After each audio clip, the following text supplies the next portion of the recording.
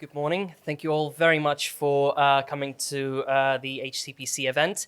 My name is Alexander. I'm currently a registration team leader for the CPD team at the Health and Care Professions Council, and we'll be basically running the workshop and talking about the continuing professional development, and we'll be talking about the CPD requirements of your registration. So hopefully you'll get a lot of useful information out of these. So without further ado, let's get straight into it. So just briefly on what we're going to cover today. I understand that for some of the registrants and for some of the individuals who might watch this live, this might be the first interaction with the Health and Care Professions Council. So I'm just going to give a brief information as to who we are, what we do, and how we are doing it. I'm then going to talk about what is continuing professional development, the 5 standards for CPD, the actual CPD audit process, so what happens when and if you are selected for CPD audit, potential audit outcomes and deferrals. And if anybody's watching this online, we do encourage people to write their questions, and we'll try to answer as many as we can. So, the Health and Care Professions Council, we are an independent, UK-wide and statutory regulator. Independent meaning that we are able to make certain independent decisions and actions in accordance with our own standards. We are UK-wide, which means that we regulate health professions across the entire UK. And we are a statutory regulator, which means that we derive our powers from Health and Social Work Professions Order 2001. And as per the order, our purpose is defined as to safeguard the health and well-being of persons using or needing the services of registrants. We have separate yet complementary role from professional bodies and trade unions, with professional bodies driving the curriculum of your professions and trade unions protecting your rights as employees, whereas as a regulator, we protect the use of titles. And finally, we are overseen by the Professional Standards Authority, the PSA, who are basically the regulator for regulators. So as you can see, we are a multi-professional regulator. There are a number of benefits really to regulating multiple professions and having quite a high number of registrants on our register. Most notably, we are able that way to spread the costs of regulation and keep our registration fees low. At the moment, I think we do charge the lowest fees among health regulators in the UK. And also, another big benefit is the commonality of standards. So, for example, our standards for conduct and ethics and also our CPD standard are shared across all of 16 professions. So, any individuals, any members of the public who might use the services of any of our registrants are able to benefit from that because they enjoy the protection that we provide in accordance with our standards.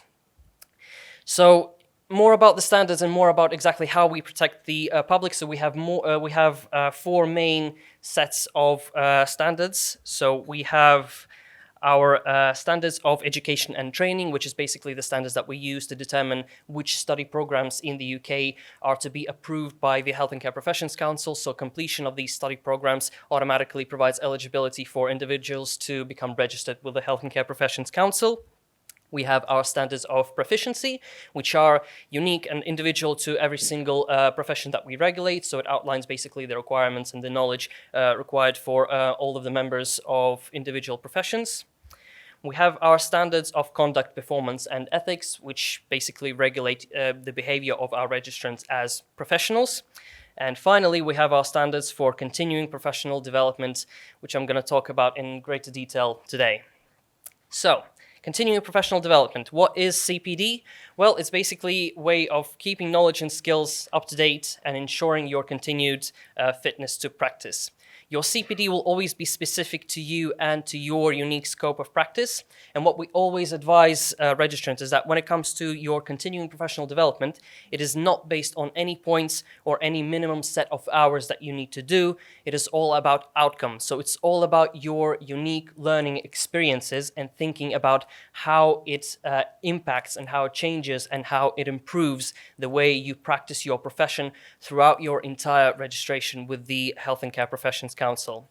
And we always advise that CPD is self-directed or and self-managed. So we do realize that a lot of our registrants represent different types of job roles and scopes of practices. Some of you might be in managerial positions, some might be in education, whereas others might be seeing patients. And basically, what this means is that you are in a better position to determine exactly which CPD activities you need to engage in order to keep your skills and practice your skills up to date and ensure your fitness to practice. Which is why we always advise that CPD is always self-managed and self-directed.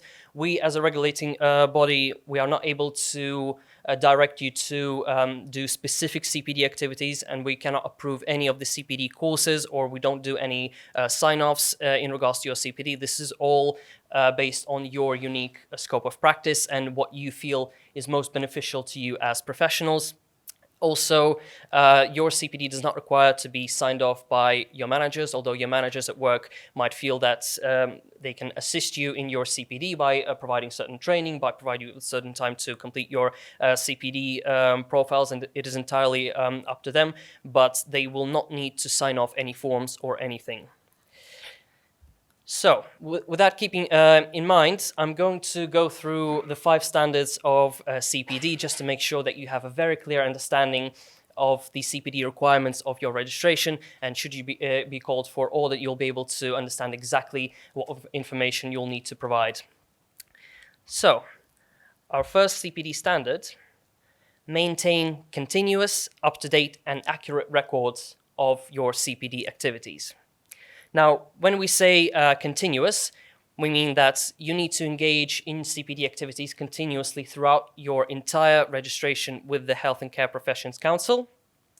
Normally, we would advise registrants to engage in 1 or 2 CPD activity every couple of months, but the main thing that you need to remember in order to ensure that you continue to meet this standard of CPD is that you need to ensure that there are no unexplained gaps of 3 consecutive months or more in your CPD activities. So no unexplained gaps of 3 consecutive months or more. And if there are any gaps, I would suggest making sure that in case if you're called for audit, you're able to provide explanation for those gaps. So any health reasons or anything that might have impacted your ability to do CPD for that reason, just make sure you have that explanation. But please bear in mind that as per the standard 1, your CPD needs to be continuous. It needs to be up to date, and this is obviously to ensure that you continue to engage in CPD activities throughout your registration, so you keep your skills up to date and you are up to date with any developments in your profession. And finally, your record of CPD activities needs to be accurate. And when we say accurate, the way I usually describe this to registrant is that you need to maintain enough information about your CPD activity. So, for example, in a couple of years' time, you might look back at your records, and so you to make sure that you understand exactly what your CPD activity was, what you managed to learn from it, and how it impacted your practice. So just make sure that you keep this level of accuracy for all of the CPD activities that you might engage in. So in terms of keeping the record, there is no right or wrong way of how you can do this. One way you might choose to keep a record of activities is to keep a chronological dated list of your CPD activities. And just a couple of things about the example that we provide here. So as I mentioned, level of detail is relevant to your own needs. So depending on how much you feel that you need to keep of your information about your CPD activity. So you might just provide a brief description or keep your records in any way that suits you best to make sure that you are able to look back at your activities and to obviously understand exactly what the CPD activity was about. Also, in terms of dates, what I usually advise is be as accurate as possible. Now, you can see on the example here is that some of the CPD activities that you might engage in might stretch for a long period of time. So, for example, writing a journal article June to December 2017, which obviously takes a long time. If you do engage in CPD activities that cover a longer period of time, what I would suggest doing just to make sure that you continue to meet standard 1 and you are able to keep an accurate record of your CPD activities is just think about what other CPD activities might go under this larger one. So for example, writing a journal article, this might involve you doing quite a lot of reading, quite a lot of research, interviews, etc., writing the article itself.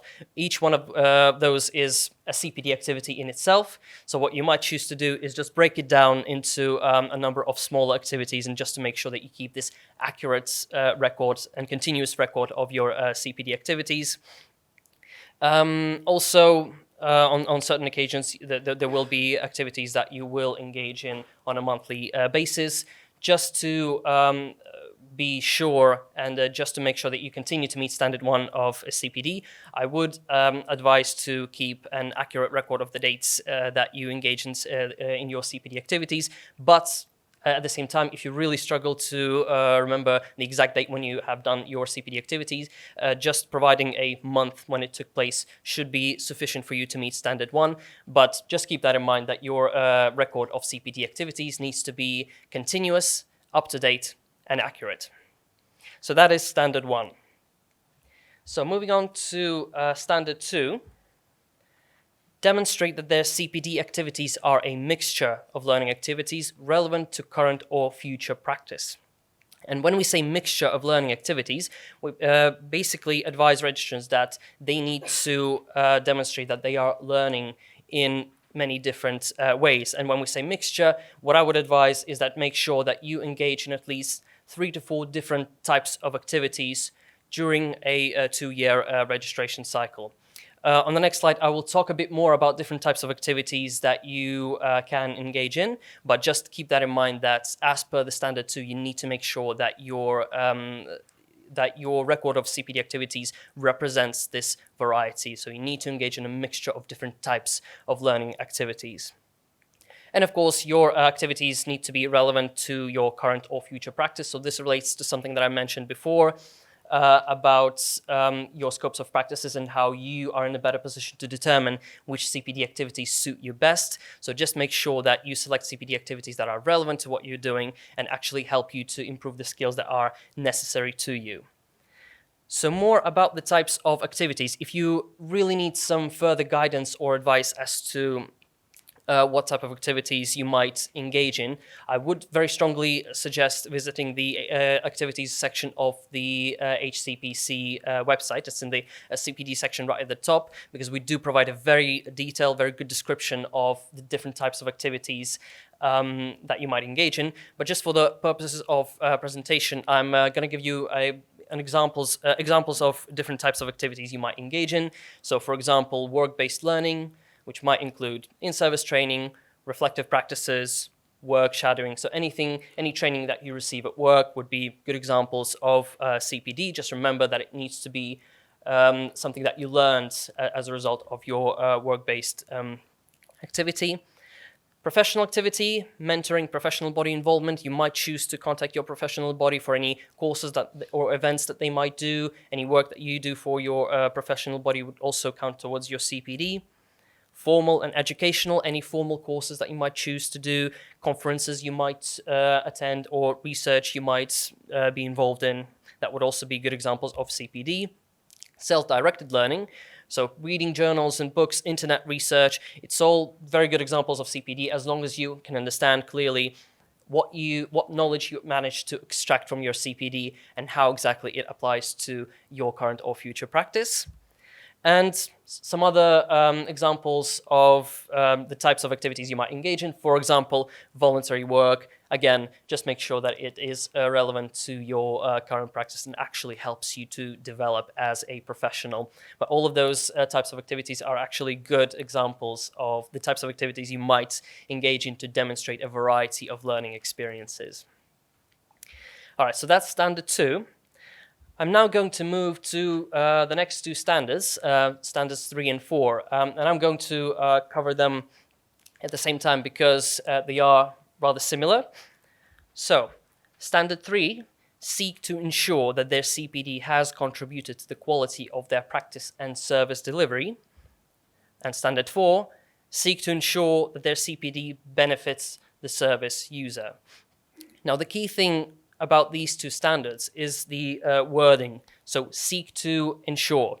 So this basically directs you to think about your CPD activities as your learning experiences and exactly how the knowledge that you extract from your CPD activities contributes to the quality of your practice and helps and benefits the service user, and how it basically contributes to the development of yourself as a professional.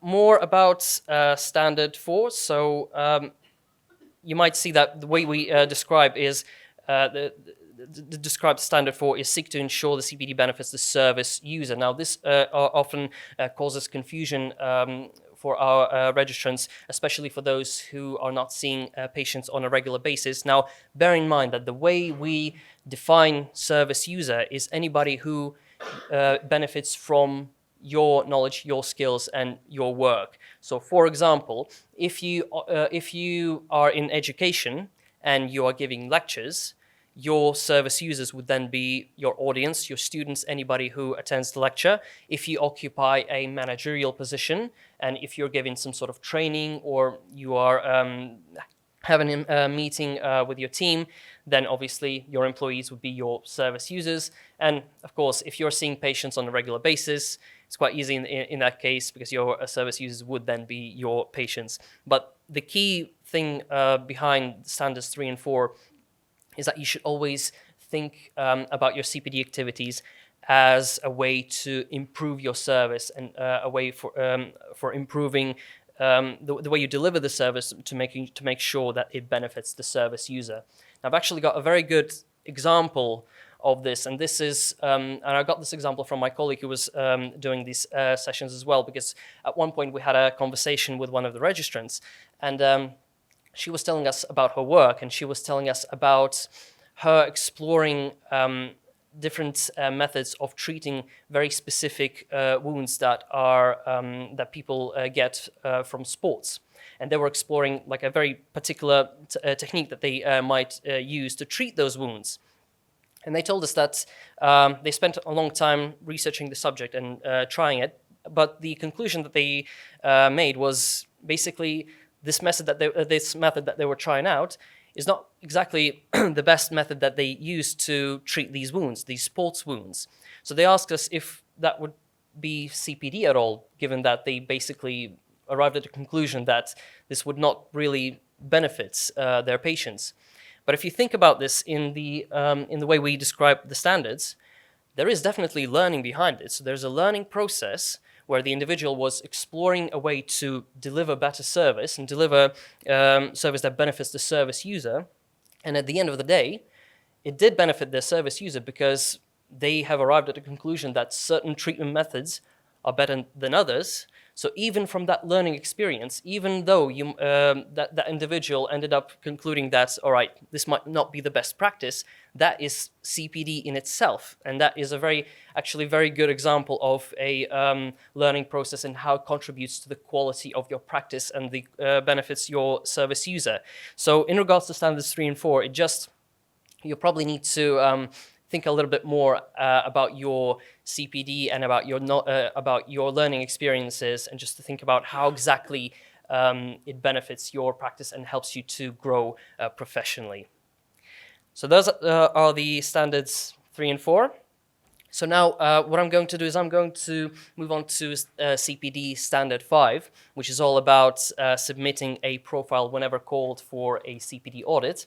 And I'm going to talk in a lot more depth about the actual audit process and what happens if and when you are called for CPD audit.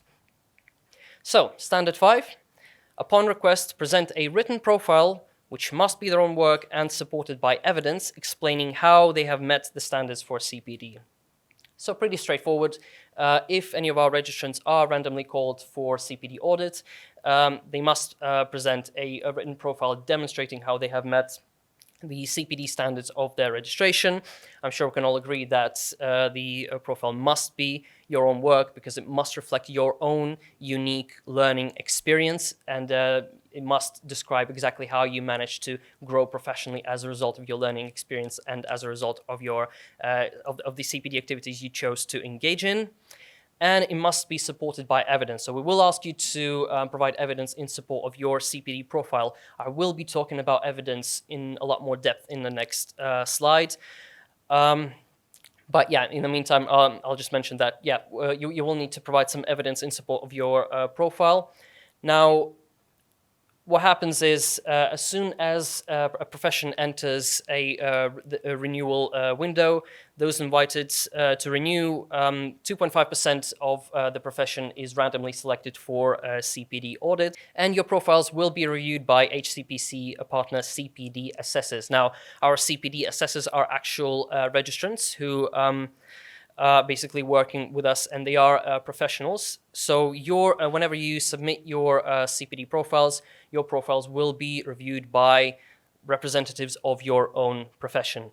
And what we advise is there will be at least your profile will be assessed by two assessors, at least one of whom is representative of your profession. And this is just to note that depending on the volume of profiles we receive and the number of profiles that's outstanding, we might pair up our assessors with the representatives of different professions, but we will always make sure that your profile, if you're a biomedical scientist, there's at least one biomedical scientist who reviews your profile.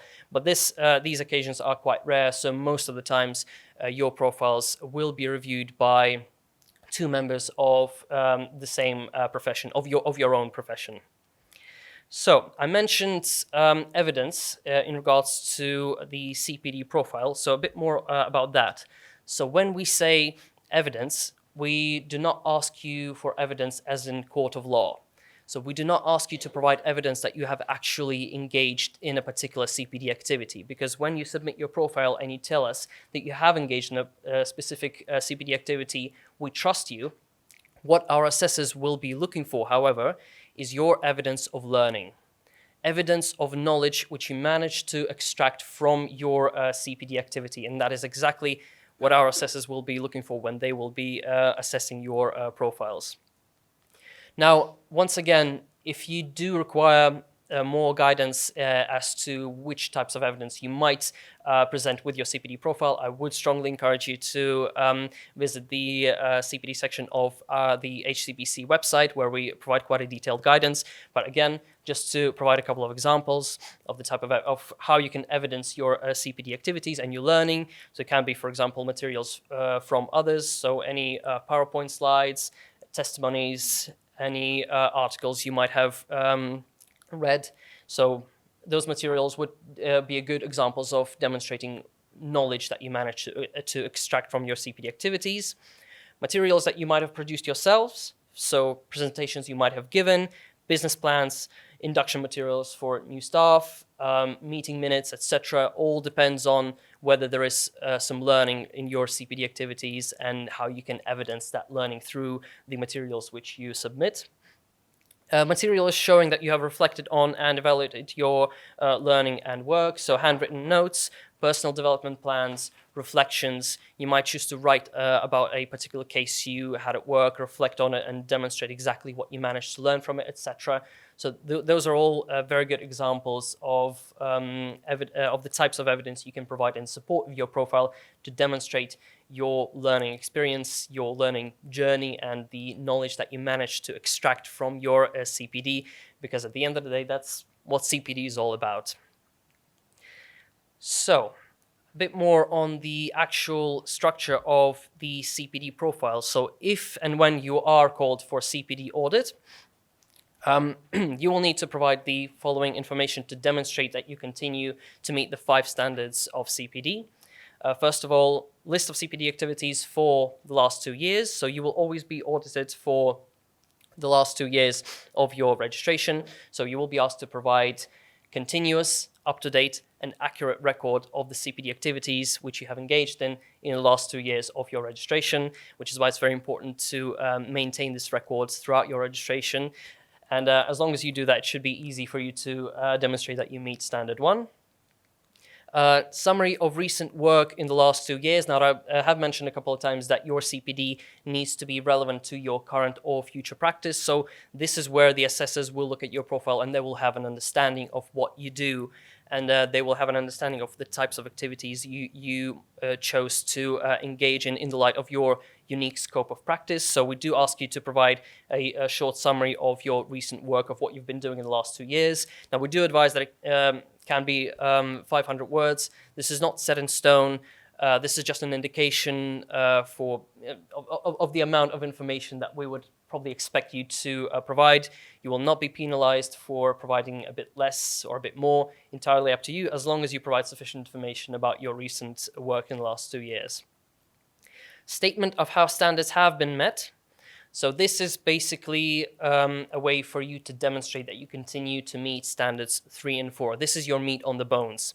So what we normally advise registrants is you can go through your chronological dated list of activities, and you might choose 4 to 6 specific activities and write a paragraph or 2 about each, demonstrating and explaining what the activity was, what did you manage to learn from it, and how exactly it changed your practice and improved your practice in regards to standards 3 and 4, which is demonstrate that it has contributed to the quality of your service delivery and how the CPD activity has benefited your service user.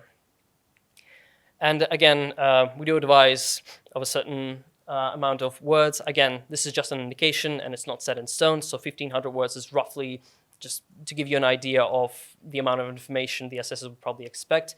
But you can write less, you can write more. It all depends on whether you feel confident that you're able to demonstrate that you meet standards for CPD. And finally, supporting evidence for each of the examples mentioned in your statement. And I would like to stress this. We do not ask you to provide evidence for every single CPD activity that you put on your chronological dated list, or whichever way you wish to submit your list of activities, but you do not need to provide evidence for every single CPD activity that you have engaged in. Otherwise, your profile would be ridiculously large, and it is a lot of work. We only ask you to provide evidence for CPD activities which you describe in your personal statement, because when the assessors will be looking through your profiles and they will be reading through your personal statements, they will be looking for evidence of these specific activities that you describe. And just to repeat myself, make sure that the evidence that you provide clearly demonstrates the knowledge that you managed to extract from your CPD activities. So that is basically the structure of the CPD profile should you be selected for CPD audits. So list of activities, summary of recent work in the last 2 years, personal statement, and supporting evidence for all of the activities that you describe in your personal statement. Now, I'm going to very quickly run through the actual audit process and the renewal process. So what happens is, as soon as the renewal window for your profession opens, you are then asked to renew your registration online or using the paper renewal form. Your registration is renewed and your fees are paid, and you can continue to practice your profession as normal. However, for those 2.5% randomly selected for CPD audits, they will still need to renew their registration just like everybody else, but there's also an extra step of submitting a profile involved. So basically, registrants who are randomly selected for CPD audits, they need to make sure that they submit their CPD profile within the 3-month period that we provide from the start of the renewal window when it opens. For example, biomedical scientists was 1st of September until the deadline for renewal, which again for biomedical scientists was 31st of November. So within that time frame, we ask you to submit your CPD profile, and your profile is then assessed against the CPD standards. And if as soon as the assessors agree that the standards are met, you can continue to practice your professional as normal. Bear in mind that as soon as the profile is submitted and we acknowledge your profile as complete, we do advise you that it might take 8 to 12 weeks for your profile to be assessed, which might take you beyond your renewal deadline. So as long as you renew your registration as normal, you will be able to continue to practice your profession as usual. It's just you will have this audit process running in the background. So, but as it continues, if you are in the audit process, you're still registered, you can still continue to practice your profession as normal. Very briefly, I will cover deferrals. So we do recognize that there might be certain circumstances, personal circumstances, which might prevent you from engaging in CPD activities for a long period of time, or which might prevent you from submitting your profile, in which case you can, if you feel that you are under these difficult personal circumstances, you can request a deferral of your CPD audit by contacting the CPD team at the Healthcare Professions Council.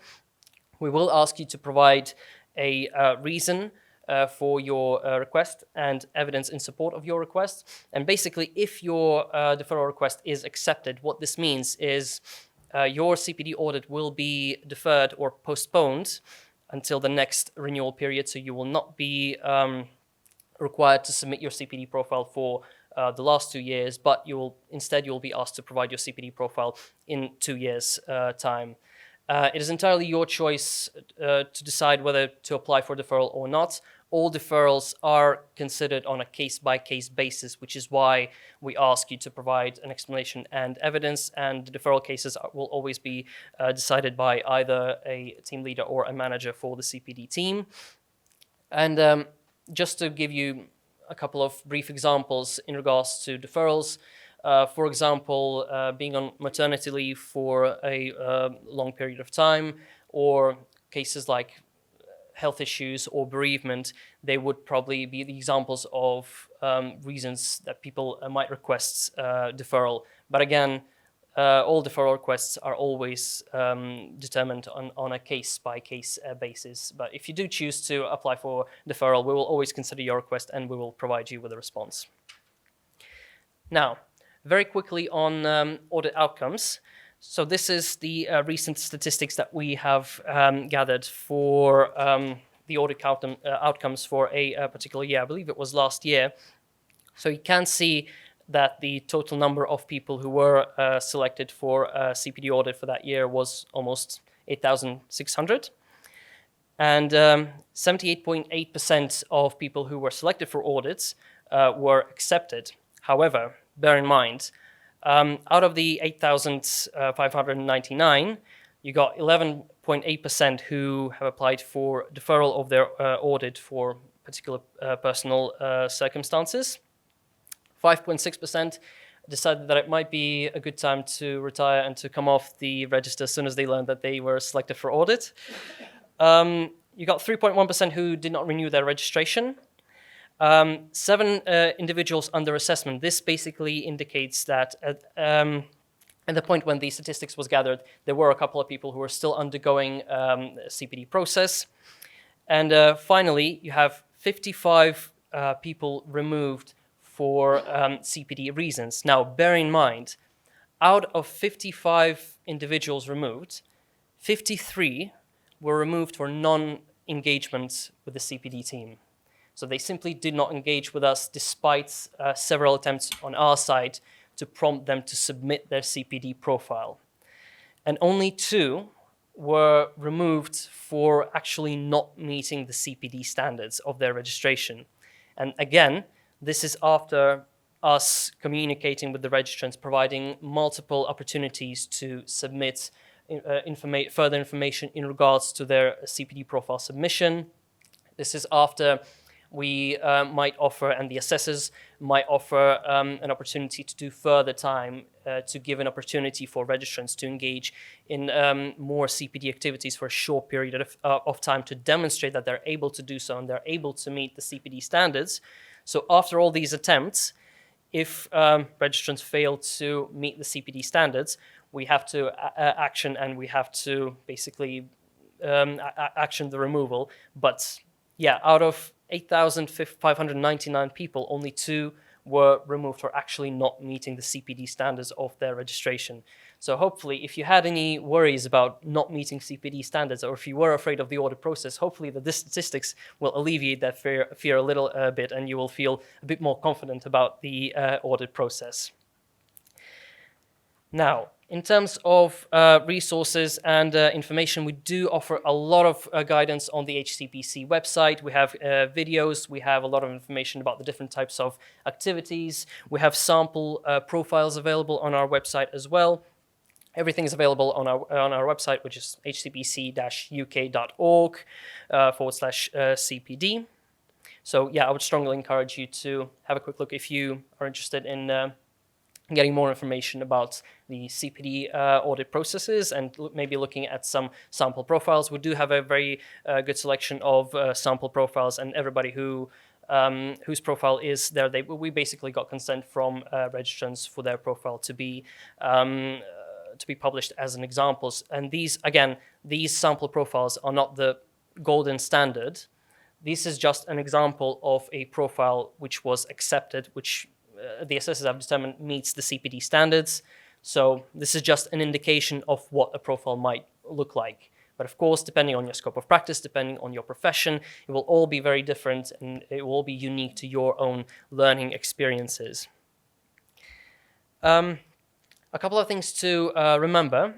Those selected for audit will receive a second letter within 10 days of renewal invitation.